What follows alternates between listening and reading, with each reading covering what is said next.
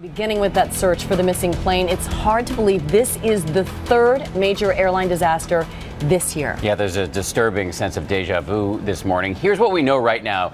Day 2 of the search operation is now over with no major breakthroughs, unfortunately. Dozens of ships and planes from at least 4 countries are now helping look for any sign of the missing jet, and the search area expanding overnight, now broken up into 7 different zones. Take a look at the map of the plane's route going down in the Java Sea less than an hour after takeoff. ABC's David Curley starts us off in Washington with the very latest. David, good morning. Good morning, Amy. That search area is going to be expanded even further tomorrow, another 4 zones added. But darkness has now fallen, the aerial search completed until their morning, with a grim prediction today that this jetliner and all on board are lost.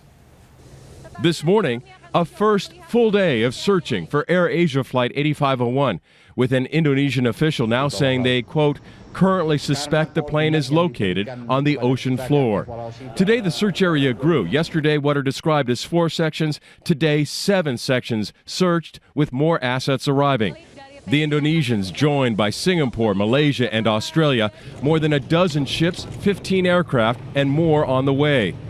It was just after 5:30 Sunday morning that the nearly full Airbus A320 jetliner took off from Indonesia's Surabaya airport, heading northwest to Singapore. But over the Java Sea, the jetliner encounters heavy weather and turbulence. The pilot radioing in at 6:12, saying he wants to turn to go around the weather and climb significantly from 32,000 feet to 38,000 feet. That is his last contact. 5 minutes later, the jetliner disappears off Indonesian radar screens. On board, 162, mostly Indonesians. This low-cost carrier has been around for more than a decade. It has a good safety record. The pilot was experienced.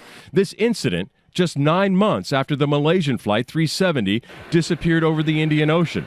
But there is a notable difference. If Flight 8501 did go down, it likely would have fallen into the Java Sea, a much smaller area than the Indian Ocean and a much shallower body of water, giving searchers a better chance of finding the aircraft. The prospects of finding the black boxes if this airplane went into the middle of the Java Sea is very good. It's close to land. There are a lot of ships that can be brought to bear on it. And even though there's only 30-day life in the battery, I think they can find it within that time.